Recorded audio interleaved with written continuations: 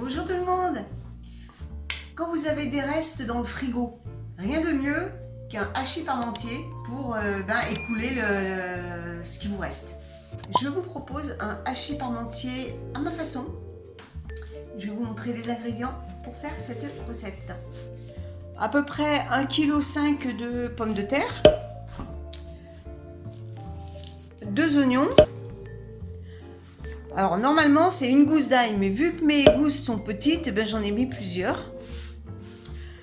Un restant de chou, j'avais utilisé pour faire les feuilles de chou farcies. Donc voilà, ça c'est le restant. Donc je vais l'utiliser pour faire mon hachis.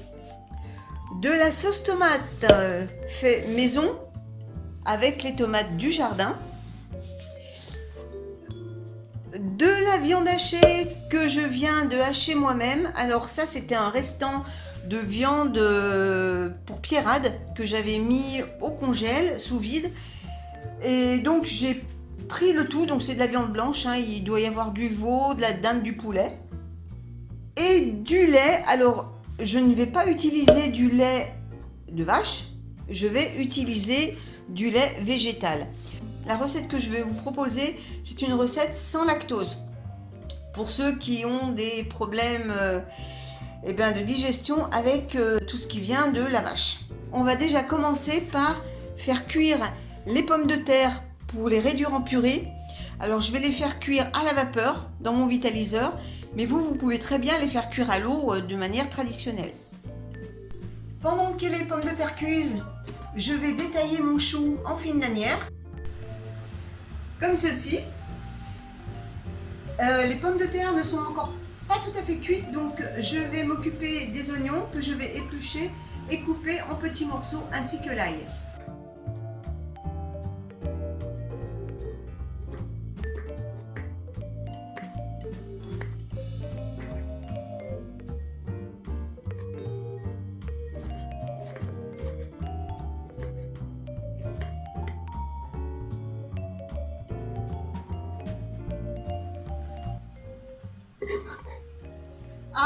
Pour ceux qui n'utilisent pas de cuve-vapeur, vous pouvez déjà commencer à faire cuire votre chou à l'eau. Moi j'attends parce que je vais le faire cuire dans le vitaliseur et j'ai les pommes de terre qui sont en train de cuire en ce moment. Donc c'est pour ça que je m'avance dans la recette.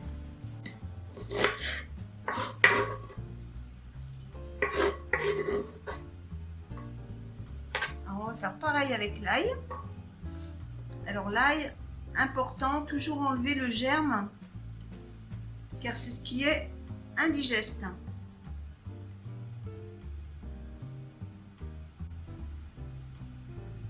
Vous voyez, c'est cette partie, c'est cette partie qu'il faut enlever. Et ensuite, je vais le couper en petits morceaux.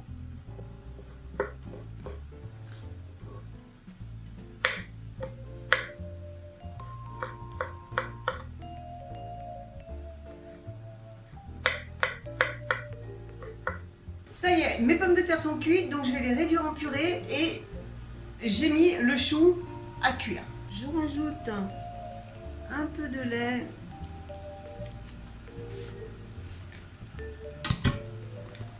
Alors le but c'est pas de faire une purée ultra lisse, hein. Même s'il y a des morceaux, c'est pas grave. Il faut quand même que la purée soit assez consistante.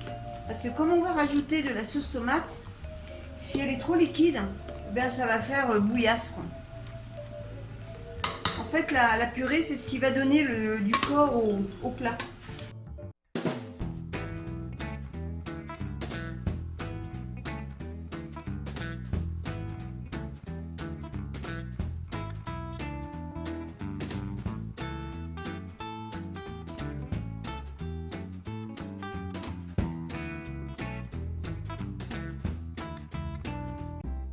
Je vais rajouter du sel et du poivre et un peu de muscade.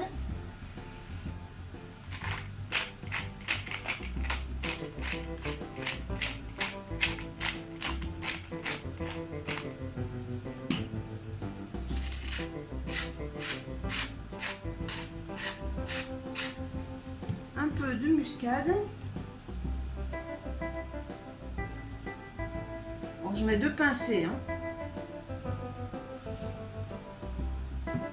Et je mélange.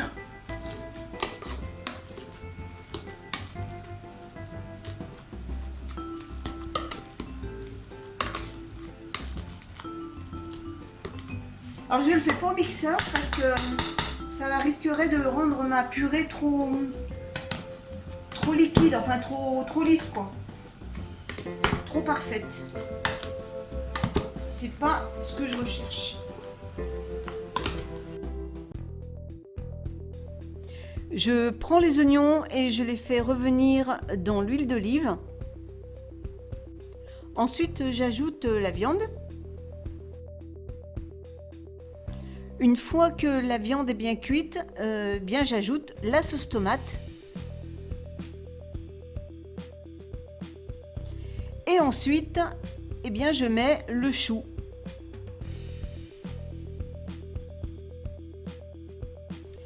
Et je mélange bien le tout.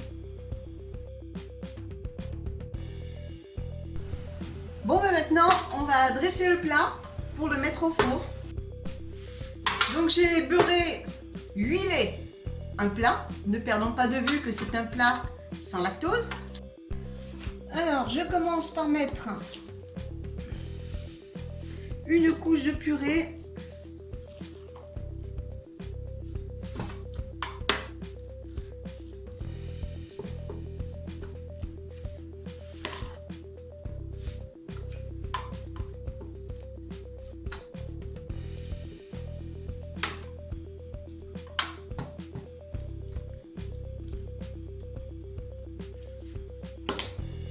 Et vous mettez la préparation à base de viande et de choux par-dessus.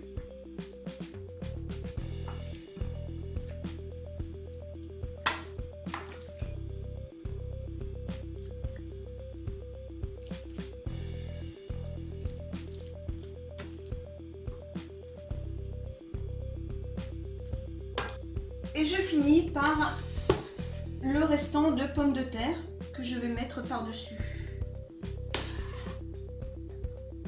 Alors pour les inconditionnels de fromage, vous pouvez très bien mettre du gruyère râpé. En fait, vous l'adaptez à vos goûts, hein. Je vous donne les grandes lignes. Après, rien n'est figé. Vous l'adaptez en fonction de vos préférences. C'est comme la viande, hein, j'ai pris la viande blanche, mais vous pouvez très bien mettre de la viande rouge, hein, comme le traditionnel hachis parmentier. Et je pense même qu'avec du poisson, ça pourrait le faire. Ça ferait une sorte de brandade.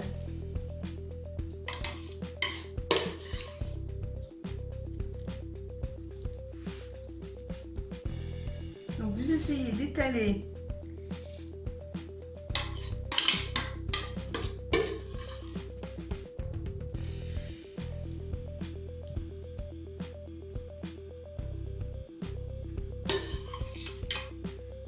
Alors c'est un plat qui se réchauffe très bien, mais par contre attention, hein, ne le laissez pas une semaine dans le frigo, parce que le chou une fois cuit ne se conserve pas très longtemps. Il s'oxyde vite et bonjour l'intoxication après.